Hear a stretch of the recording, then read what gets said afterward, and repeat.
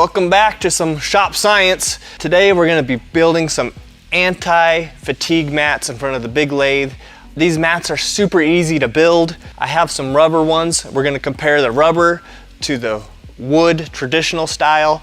I want nice and cushy, soft mats in front of this thing. I want to be comfortable. And what they're really doing is preventing these nasty chips off the lathe from being picked up in your boots. My wife's tired of seeing them in the carpet, in the car.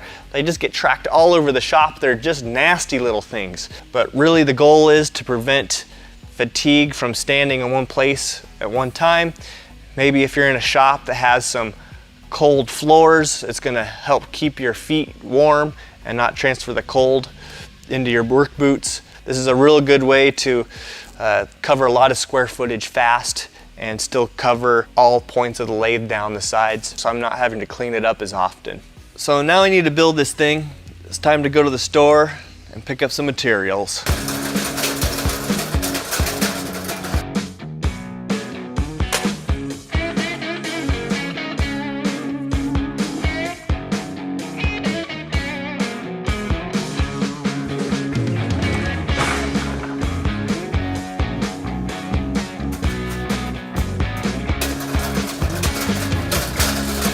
First saw these anti-fatigue wood traditional mats in a machine shop when I was around town. It seems like every machine shop's got these mats laid out, and you know what, they're really comfortable.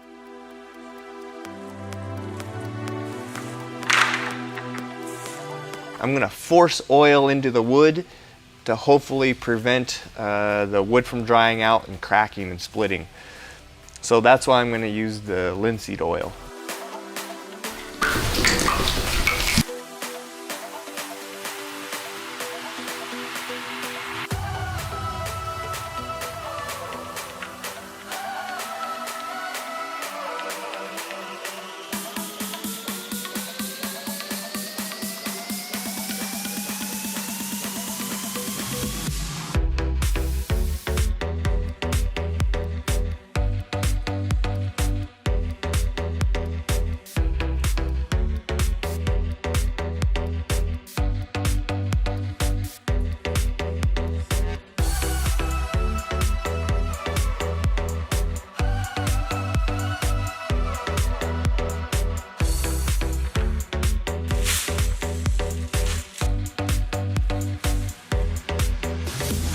The boards are 1x3 pine slats you can get at Home Depot or Lowe's, relatively cheap.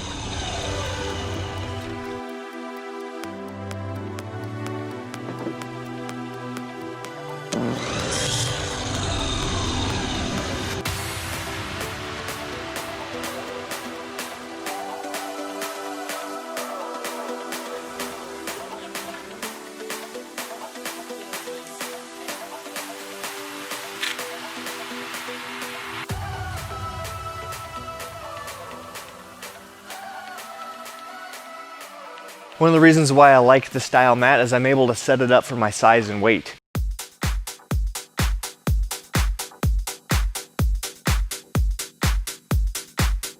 I can adjust the spring, see how springy it is, and I've kind of decided it's pretty close to about 24 inches on center with a 3/4 to 1 inch spacing in between the boards.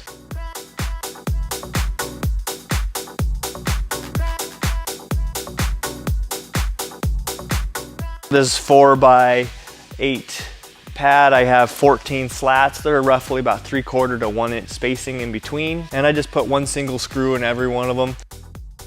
I did think about stapling the boards together and gluing them, but I got to thinking, why would I do that? If I do happen to break a board, I want to be able to remove that one board and add another one quickly.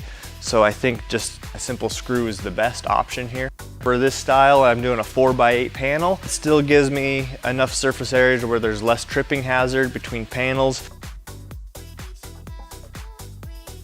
but it still allows me to be able to flip it up, move it out of the way, and sweep all the chips out from underneath it, and then flop it back down again and get back to work.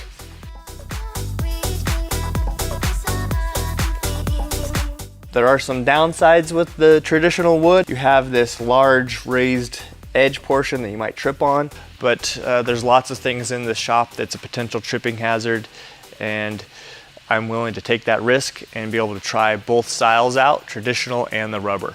I welcome your guys' thoughts in the comments below. I really want to hear what you guys prefer, the rubber mats or the traditional wood style. Help us all out to say why you like one or the other. So we'll see how it plays out for myself.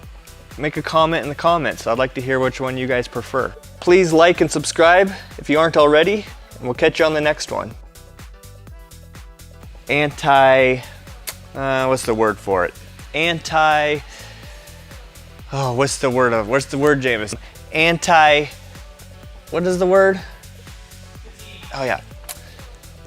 What's the word for it, James? Yeah. Fatigue mat. Yeah.